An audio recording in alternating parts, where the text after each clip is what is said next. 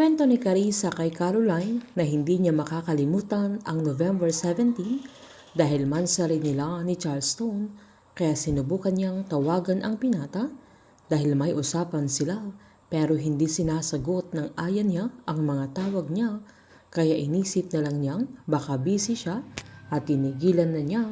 Hanggang kinagabihan na ang lakas ng ulan ay dumating ang binata na duguan ang buong katawan niya na wala siyang tigil sa pag-iyak, na maging siya ay hindi niya alam kung anong gagawin niya sa mga sandaling yan, na sobrang takot na takot din ang dalaga, kaya pinagtabuyan niya si Charleston na yun na ang huling sandaling nakita niya ang aya niya.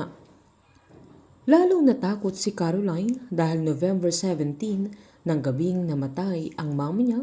na sobrang napakalakas ng ulan, kidlat at kulog sa gabing yan, lalo na noong sinabi ni Carissa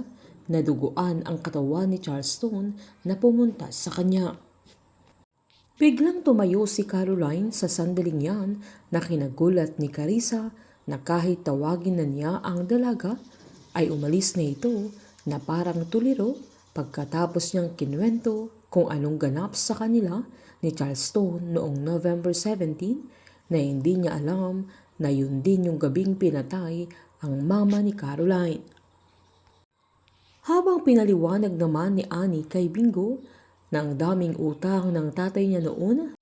na lubog na sila dahil sa galing niyang uminom at sumugal, kaya wala na siyang nagawa pa kundi lumapit siya sa mga Chu, kaya binigyan siya ng 1 million, pero ginipit siya nila Cindy. Kapalit ng pera ay inutusan siyang palabasing nagnanakaw si Divine, kaya yung mga report at record ng building ay lahat siya mismo ang nagdaya, dahil yun ang gusto nila Cindy at Gina, nakabayaran sa 1 million na hiniram niya sa kanila, pero hindi niya inaasahan na guguho yung building.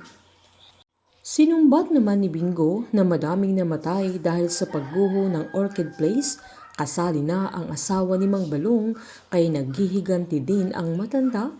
Nagad namang pinaliwanag ni Annie na hindi niya gusto na may mamatay, na pinapatahimik din siya nila Cindy at Gina, kaya wala na siyang choice.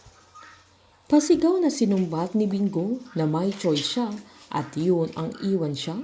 na mangyak-ngyak naman si Annie nang sabihin niyang lumayo siya dahil ayaw niyang mapahamak si Bingo, pero walang araw na hindi niya yun pinagsisihan, na araw-araw halos mamatay siya sa hirap at sa lungkot, na sinasabi niya sa sarili niya na tama ang naging desisyon niya dahil ayaw niyang maranasan ni Bingo kung ano yung mga naranasan niya. Galit na sinabi ng binata na hindi alam ni Annie kung paano siya naghintay sa pagbabalik niya, hanggang namanhid na lang siya at kumayod na lang siya ng kumayod kada araw sa buhay niya, dahil sinabi niya sa sarili niya na kapag nakita na niya ang nanay niya ay ipapamukha niya sa kanya yung 1 milyong pera niya.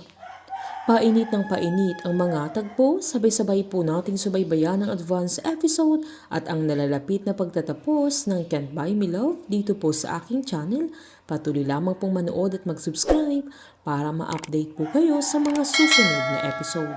Marami pong salamat.